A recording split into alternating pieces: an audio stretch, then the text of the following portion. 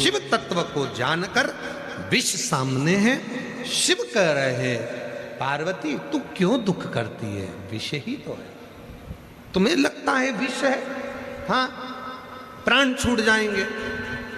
शंकर कहते हैं जब तू साथ है तो किसकी सामर्थ्यता है जो मेरे प्राण को निकाल कर ले जाए, किसकी सामर्थ्य।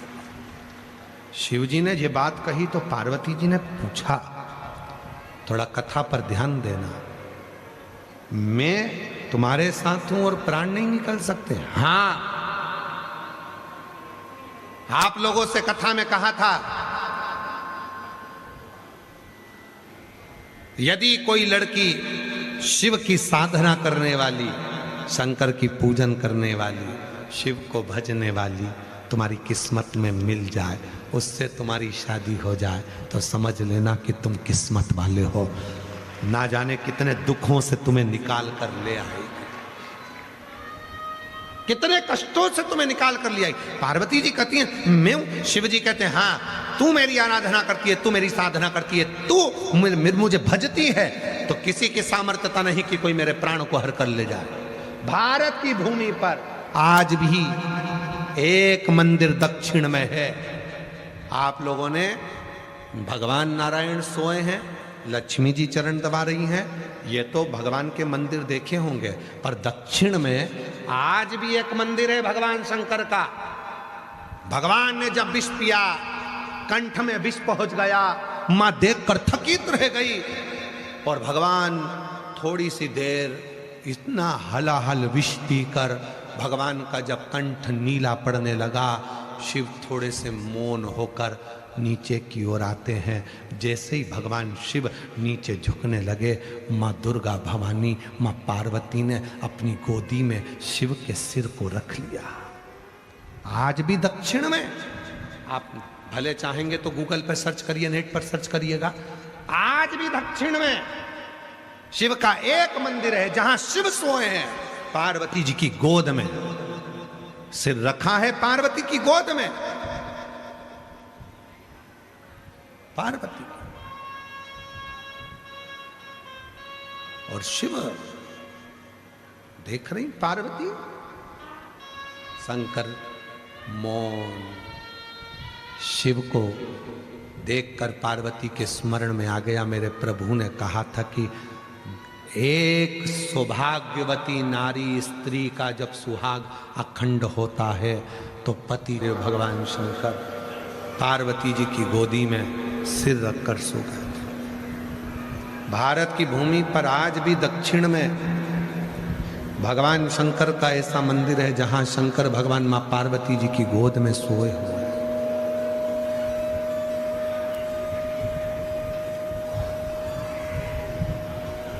एक नारी, फिर निवेदन करेंगे जो पहले कथा में कहा, फिर कहते हैं, एक पुरुष जब कोई व्रत करता है, उपास करता है, तो उस उपास का फल उस पुरुष को मिलता है, पर एक नारी जब कोई व्रत करती है, एक स्त्री, एक लड़की, एक नारी जब कोई व्रत करती है तो उसका फल मायके की भी 71 पीढ़ी को और ससुराल की भी 71 पीढ़ी को प्राप्त होता है।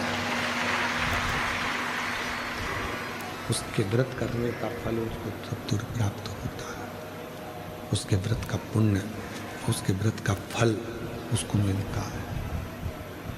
दोनों ससुराल में भी और मायके में, दोनों जगह पर मिल रहा है। ससुराल में भी उसका फल मिल रहा है और मायके में भी उसका फल मिल रहा है। शिव साधना का जो फल है, फिर निवेदन करें, शिव को जल चढ़ाने का, बेलपत्री के नीचे बैठकर माला जपने का, नंदी के पास बैठकर अपने दिल की बात कहने का, ये 3 स्थान ऐसे हैं, ये 3 वाक्य, 3 शब्द ऐसे हैं, ये 3 स्मरण ऐसे हैं जो जीवन में इसका फल कभी समाप्त ही नहीं होता।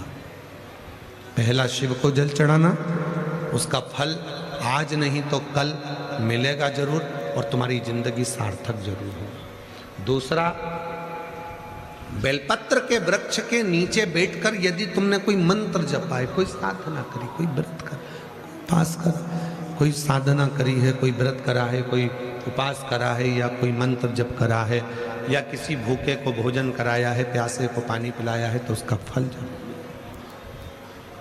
और तीसरे नंबर पर है नंदी के पास में बैठकर, नंदी के पास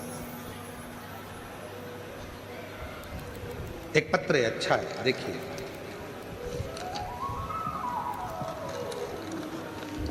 एक पत्र है, उस पत्र में उसने लिखा, भक्ति, एक विश्वास, एक दृढ़ता।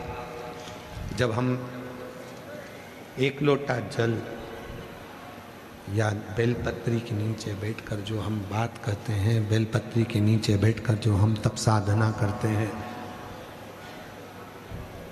या नंदी के, जो नंदी का पांव, आगे का पांव एक नंदी का ऊपर उठा हुआ होता है, उसके पास में बैठकर जो हम बात करते हैं, वो हमारा शिव स्वीकार करता है, भगवान शंकर उसको स्वीकार करता है, शिव उसको स्वीकार करता है, शंकर उसको स्वीकार। और मेरी जितनी जीजियां बैठी हैं, जितने मेरे जीजा बैठे हैं, जितनी मेरी बेटियां बैठी हैं, बेटा बैठे हैं, जितने मेरे बुजुर्ग माता पिता बैठे हैं, उनसे निवेदन करेंगे, तुम्हारी जिंदगी में भी यदि कोई ऐसा दुख, ऐसी तकलीफ, ऐसा कष्ट अपने जीवन में यदि आता है, तो ये 3 बातों का स्मरण करें, 3 बातों को अपने भीतर उतारे। एक लोटा जल शिव जी को चढ़ाएं, एक लोटा जल शिव जी को समर्पित करें, बेलपत्री के वृक्ष के नीचे बैठकर थोड़ी सी साधना करें, थोड़ी साधना, मंत्र जाप करें। श्री शिवाय नमस्तुभ्यं, प्रेशर बढ़ा दे बाबा, श्री शिवाय नमस्तुभ्यं, श्री शिवाय नमस्तुभ्यं, श्री शिवाय नमस्तुभ्यं, श्री शिवाय नमस्तुभ्यं, श्री शिवाय नमस्तुभ्यं, श्री शिवाय नमस्तुभ्यं, श्री शिवाय नमस्तुभ्यं। दिल से बाबा से प्रार्थना करो, निवेदन। नंदी के पास बैठे हो तो भी शिव से अपने मन की बात कहो।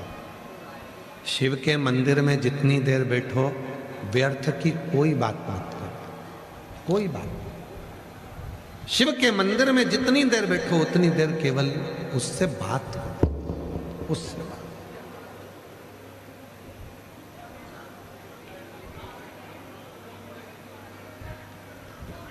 देखो, जीवन में दुख बहुत है, कष्ट बहुत है।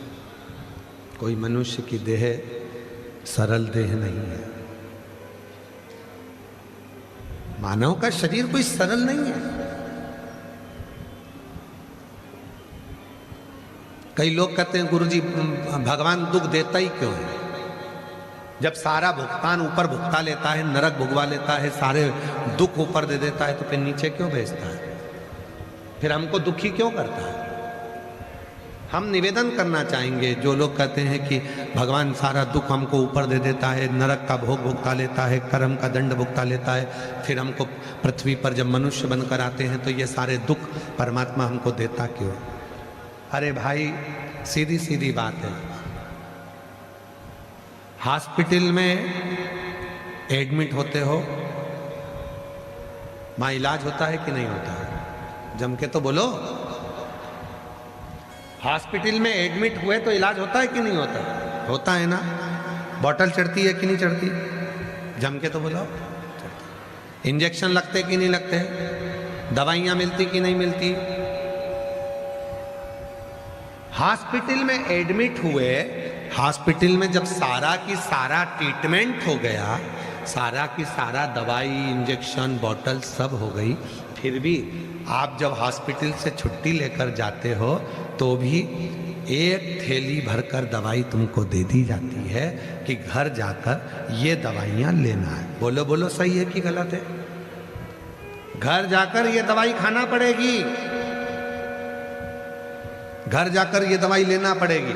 उसी तरह कितना भी नरक भोग लो, ऊपर कितना भी तुम्हें दंड भुगता दिया जाए, तो भी नीचे दवाई बांधकर भेज दिया जाता है कि नीचे ये दुख तो तुमको झेलना पड़ेगा, ये दवाई तो खाना पड़ेगी तुमको, ये दवाई तो तुमको लेना पड़ेगी, ये दवाई बिना काम नहीं चलेगा, ये दवाई तुमको लेना है, ये दवाई तो तुमको यहाँ पृथ्वी पर आना है और लेना है। रोते नहीं है, खुश हो, आंसू पोछो, पहले आंसू पोछ कर फिर लिखा। तो पति ठीक है, अब क्या सोचता है, लीवर किडनी सब ठीक हो गया।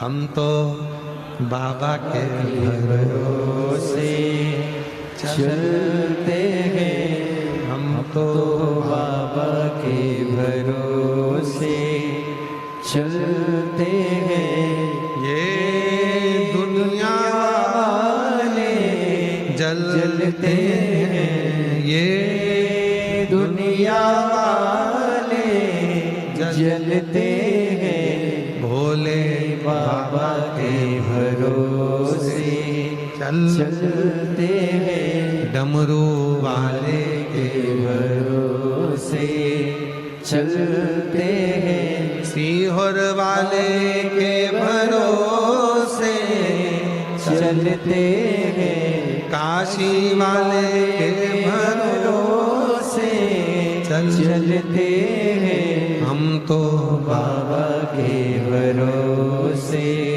चलते हैं, भोले बाबा के भरोसे चलते हैं। तो लोग कहते हैं कि हमें भगवान दुख क्यों देता है, हॉस्पिटल में एडमिट हो गए, सारा ट्रीटमेंट हो गया, तो भी घर जा रहे हो, तो थोड़ी ना थोड़ी दवाई डॉक्टर देकर घर की भेजता है।